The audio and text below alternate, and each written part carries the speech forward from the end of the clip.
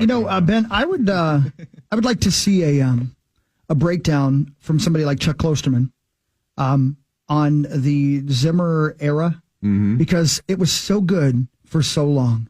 And it would be fun if somebody smart could look at the entirety of the whole thing and say, this is the moment it turned left. And I wonder if anything comes to mind for you, what that moment might have been. And I see the look on your face. You might have something in your brain. I know I'm not the football expert. Yeah. Could I answer? You know what? Yeah, please do. Here's the question. Yeah, please do. Here's the point. 1 second. You know what I'm thinking. Let's let Ben answer first. Well, hang on, but if Ben's going to say the right answer, we got to hear the wrong answer first, right? Yeah, I want to hear Sauce. Here with the absolute wrong take is the fan Sauce. It was when they signed Kirk Cousins and Mike Zimmer didn't want him. That's when it started to go the wrong way. And here with the correct answer, God, I hope it's the same thing. Please be the same in the thing. Mike Zimmer era is the fans' bet Leber. So hold on here. When it all went wrong, or when there could have been a true fork in the road? Yeah, I think that's a better way to say it. True fork in the road. Well, it's when we won the Saints game. Yeah. In New Orleans. Yeah, I wasn't going to say that. Because he was going to be fired if they had lost that game. That was the rumor. That was it. Yeah. Yeah. I didn't want to say that because I thought that was a secret. I think enough people have said it. I feel like enough people have said it. Yeah, no, I definitely. Yeah, that I mean, was this is how many years later? I feel like enough people. Yeah. Yeah. I feel like enough people have said it. I think to me that was sort of the fork in the road for the organization. Yeah. And you couldn't fire him after you win that game. No, you absolutely can't. Was that how many? Was that 3 years It was ago? 2020. You could have. Look, I mean, It's 2020. Yep, right before all these. It's hindsight. I get it, but I'm saying what year You was it? could have, yeah. I guess it was the beginning of 2020. yeah. So I'm look, sorry. it's stuff like that has happened before, and I know that there are You were other paying attention. I am listening. there are other You're waiting to examples. hit the button bar so I know. badly.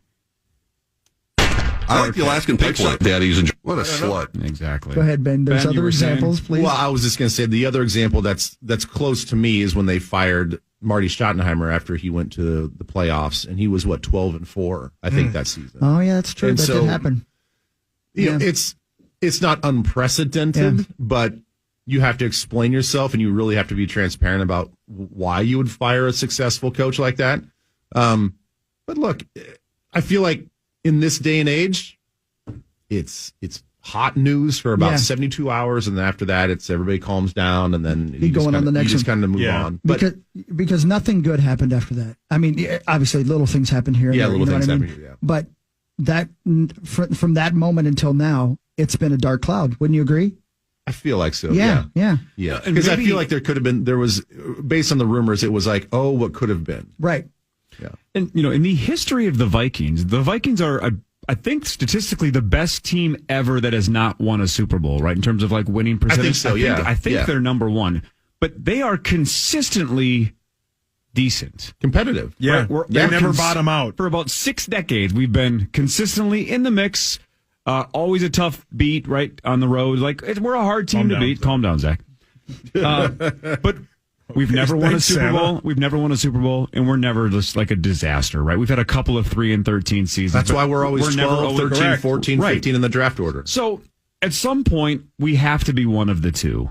Either just bottom out and load up with top picks and just clean house, start over, true reset, or get a little aggressive, go younger, take some chances, get aggressive, and see what happens. So I don't know if Kevin O'Connell is going to be boom or bust, but at some point, don't we need that kind of a risk? Yeah. Shouldn't we spin that roulette wheel and see if we can land on This could be the 0-0? season to do it. Ben, I have an actual football question for you. If you had to be right today, do they trade Kirk Cousins, sign him to an extension, or let him play out his deal?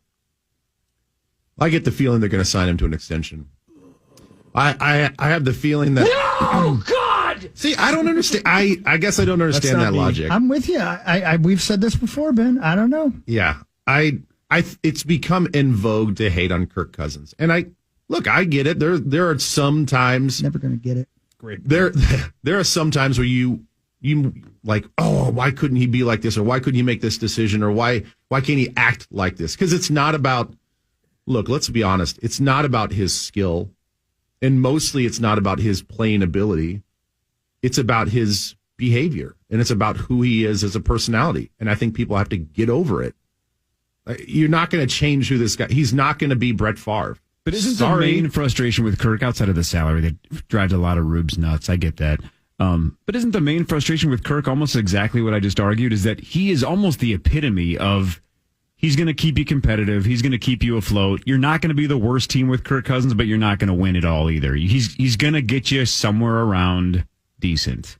And I say, and he's fallen into this perfect storm twice now with his contract here with us and what is available right now and maybe even for next year. Find me a better quarterback. Yeah, that's a problem. That's a good point. So, because there's nobody in the draft. I agree. If you're looking at the reality of the options, find me a better option, and then we can start talking. If Deshaun Watson, if this whole thing is true, yeah, he would be a fantastic pickup. He is a true superstar quarterback.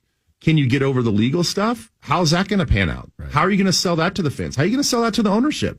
If that's truly the case. Now, a lot still has to be played out with that. Yeah. But if you're asking me for any available option that potentially, I don't think that he's a better passer than Kirk Cousins. I don't think that he could run an offense better than him. But does he have that it factor that you feel like he's missing?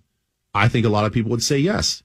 So if that's the case and you feel like he could be the next superstar for the next 8 to 10 years for this franchise, the big question is what's going to is he going to go to jail? Right. Yeah. Is he even going to be available? If all of that suspended, if all of that clears up in the next 2 or 3 months, which is not going to be, then I would say that would be the only option that I would kick around.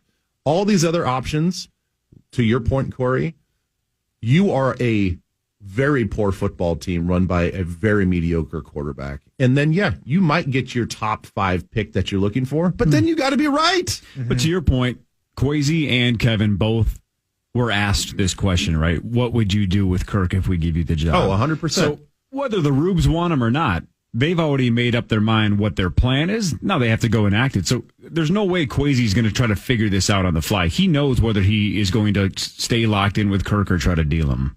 Right? Yeah. That's already a done deal in his mind. So we just have to wait and see what he picks.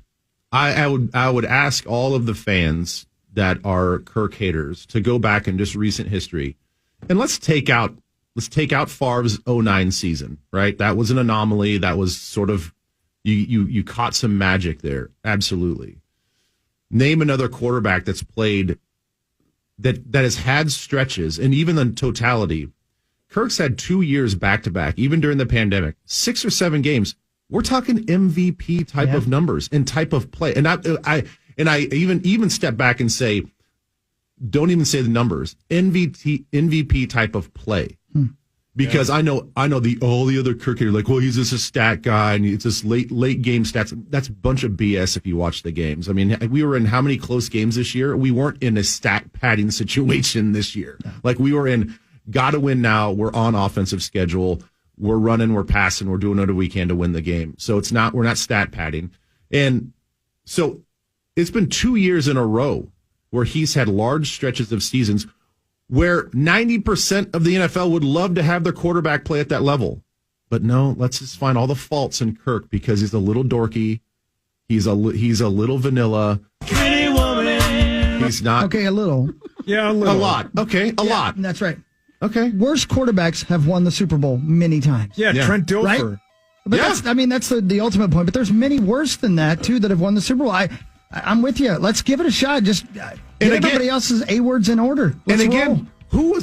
What side of the ball has failed us the last 2 years? The defense by a mile. By a mile. And I'd love to have anybody explain otherwise. Watch the games the last 2 years. The defense has outright sucked. Sucked. Calm down, Zach. And the decision-making's been even worse. And the in-game decision-making is very questionable. So it's not Kirk's fault. It's not always Kirk's fault. Yeah. Does he make mistakes? Yes. Does the offense fail sometimes? Yes. But my goodness, it's not. Anyway, to make this a Super Bowl-bound team, just get this defense to be middling. Yep. Get this defense to be average, not one of the worst.